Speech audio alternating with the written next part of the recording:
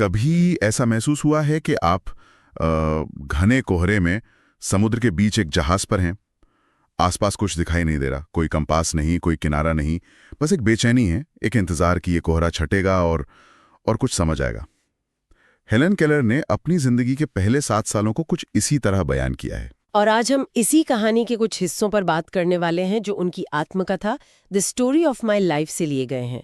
ये सिर्फ किसी विकलांगता पर काबू पाने की कहानी नहीं है। नहीं, उससे कहीं ज्यादा गहरी है। हाँ, असल में ये इस बात की पड़ताल है कि एक इंसान का दिमाग कैसे काम करना शुरू करता है और भाषा यानी कि शब्द हमारी दुनिया को असल में बनाते कैसे हैं। बिल्कुल, आज का हमारा मिशन यही है, एक ऐसी बच्ची की दुनिया में उतरना जो पूरी तरह खामोशी और अंधेरे में जी रही थी।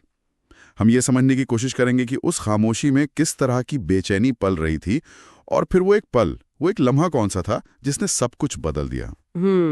तो इस अंधेरे को समझने के लिए हमें एकदम शुरुआत से शुरू करना होगा, उस समय से जब हेलेन की दुनिया में रोशनी और आवाज दोनों थे। हाँ, मतलब उनका जन्म 1880 में हुआ था और पहले 19 महीनों तक वो एक आम सेहतमंद बच्ची थी। वो कुछ शब्द बोलना भी सीख गई थी, जैसे चाय।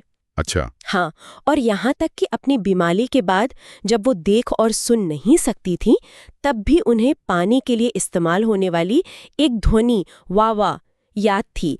ये छोटी सी बात लगती है, पर ये दिखाती है कि उनके दिमाग में भाषा की एक चिंगारी पहले से मौजूद थी। और फिर जब वो सिर्फ 19 महीने की थी, उन्हें एक बहुत तेज बुखार वाली बीमारी हुई। उस जमाने के हिसाब से डॉक्टरों ने उसे पेट और मस्तिष्क का तीव्र रक्त संकुलन कहा। हाँ, आज के डॉक्टर शायद इसे स्कारलेट ज्वर या मेनिंजाइटिस जैसी किसी बीमारी का लक्षण मानते, लेकिन उस जमाने में निदान इतना सटीक नहीं था। नतीजा ये हुआ कि बुखार तो उतर गया, लेकिन अपने पीछे एक ऐसी खामोशी और अंधेरा छोड़ गया जिसने हेलेन की दुनिया को हमेशा के लिए बदल दिया। किताब में वो लिखती हैं कि उन्हें रोशनी के धीरे धीरे जाने की एक धुंधली सी याद है, और ये बात दिल को छू जाती है कि उस अंधेरे के बावजूद वो उन हरे भरे खेतों और नीले आसमान की छवि को कभी पूरी तरह नहीं भूली जो उन्होंने पहले देखे थे। तो एक दुनिया यादों में थी और एक हकीकत थी। इस दोहरी दुनिया के बीच उनका जीवन कैसा था? किताब से पता चलता है कि वो एक बहुत बुद्धिमान बच्ची थी। हाँ, उन्होंने अपनी जरूरतें बताने के लिए अपने इशारे बना लिए थे। हाँ के लिए सिर हिलाना, नहीं के लिए सिर झटकना, किसी को बुलाने के लिए खींचना। वो इतनी तेज थीं कि धुले हुए कपड़ों के ढेर में से अपने कपड़े पहचान लेती थीं। लेकिन इसी बुद्धिमानी के साथ एक बहुत गहरी और शायद भयानक हताशा भी थी। बिल्कुल, सोच कर देखिए, आपका दिमाग काम कर रहा है, आप अपने आसपास की दुनिया को महसूस कर रहे हैं, लेकिन आप उसे समझ नहीं पा रहे, उससे जुड़ नहीं पा रहे। सही बात है। वो लिखती है कि कैसे वो अपनी माँ और उनकी सहेलियों के बीच खड़ी होकर उनके होठों को छूती थीं, ये महसूस करने की कोशिश करती थीं कि वो क्या कह रही हैं, और जब कुछ समझ नहीं आता था तो वो गुस्से से चीखने और हाथ पैर पटकने लगती थीं। तो क्या ये सिर्फ एक बच्चे का गुस्सा था या ये कुछ और था?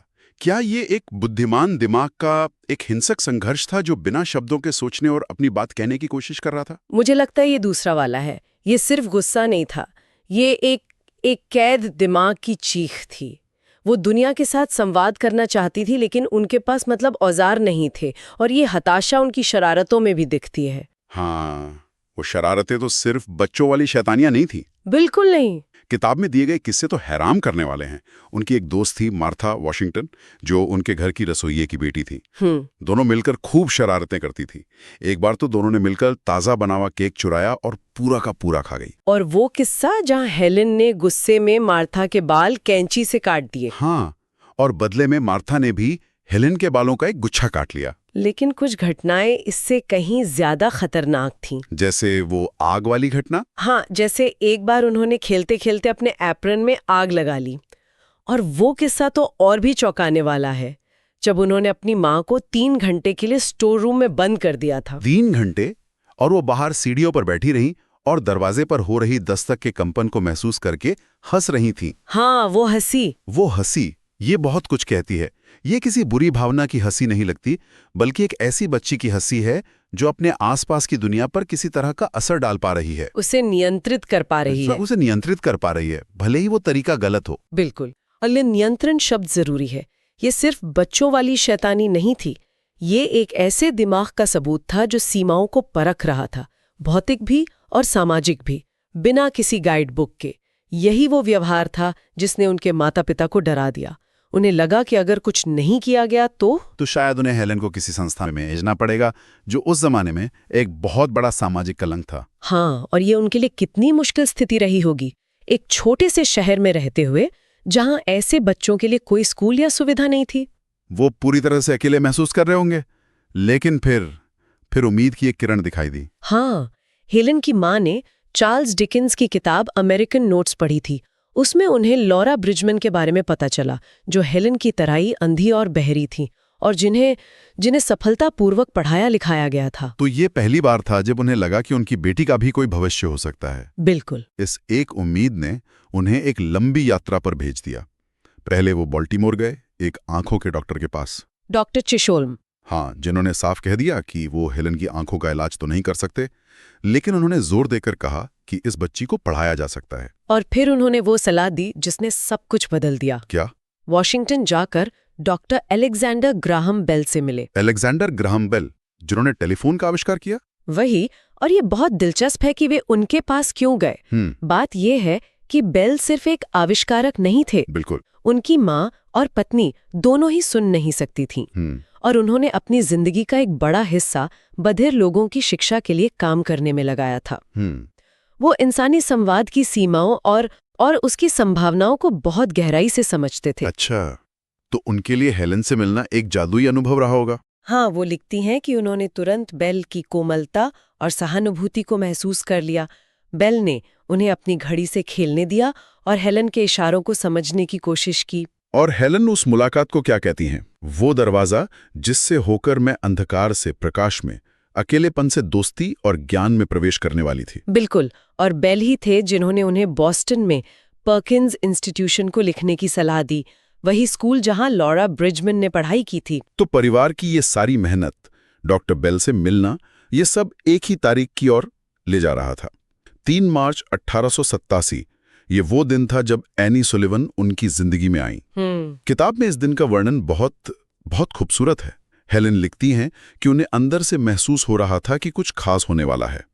वो बरामदे में खड़ी थीं, इंतजार कर रही थीं, अपने चेहरे पर सूरज की हल्की धूप महसूस कर रही थीं। और फिर वो अपनी तुलना उस कोहरे में खोए जहाज से करती हैं।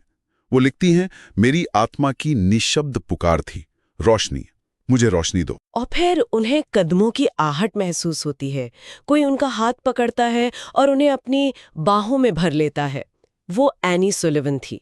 और एनी भी वो कोई आम टीचर नहीं थी। नहीं, उनका बचपन भी बहुत मुश्किल था। हाँ, उनकी आंखों की रोशनी भी बहुत कम थी और उन्होंने पर्किंस इंस्टीट्यूशन में ही पढ़ाई की थी। वो हेलन के अकेलेपन और हताशा को शायद किसी और से बेहतर समझ सकती थीं। तो एनी अपने साथ एक गुड़िया लेके आई थी। हाँ। उन्होंने वो गुड़िया हेलन के हाथ में दी और फिर उनकी हथेली पर उंगलियों से धीरे धीरे लिखा DOL। और हेलन को ये उंगलियों का खेल बड़ा मजेदार लगा और उन्होंने तुरंत नकल करना सीख लिया। लेकिन यहाँ एक बहुत बड़ी समस्या थी। क्या? समस्या ये थी कि हेलन सिर्फ नकल कर रही थीं। उन्हें ये समझ नहीं आ रहा था कि ये जो अक्षर उनकी हथेली पर बन रहे हैं, उनका उस गुड़िया से कोई रिश्ता है। अच्छा, तो उनके लिए ये सिर्फ एक खेल था। बिल्कुल। कुछ हफ्तों तक यही चलता रहा। एनी उन्हें कोई चीज देती और हथेली पर उसका नाम लिखती और हेलन उसकी नकल करती। लेकिन वो कनेक्शन, वो आहा पल नहीं आ रहा था। और इस वजह से हेलन की हताशा और भी बढ़ गई होगी। बहुत ज्यादा। किताब में एक घटना का जिक्र है जब एनी उन्हें मग और पानी सिखाने की कोशिश कर रही थी।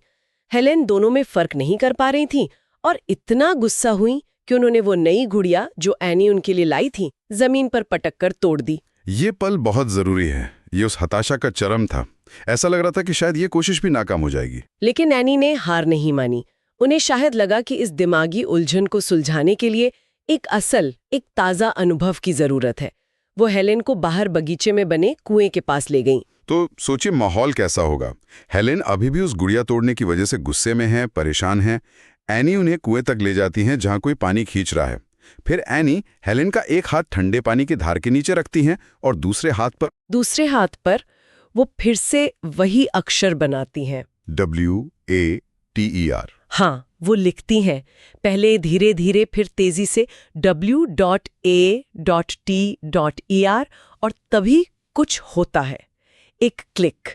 हेलेन लिखती हैं, अचानक मुझे कुछ भूली हुई चीज की धुंधली सी चेतना महसूस हुई और किसी तरह भाषा का रहस्य मेरे सामने खुल गया। वो पल, वो समझ गई कि ये जो ठंडी बहती हुई चीज उनके एक हाथ पर गिर रही है, उसका नाम पानी है, जो उनकी दूसरी हथेली पर लिखा जा रहा है। हाँ, ये सिर्फ एक शब्द नहीं था, ये एक खुलासा था। उन्हें अचानक समझ आया कि दुनिया में हर चीज का एक नाम होता है। बिल्कुल, उस एक पल ने उनके दिमाग का ताला खोल दिया।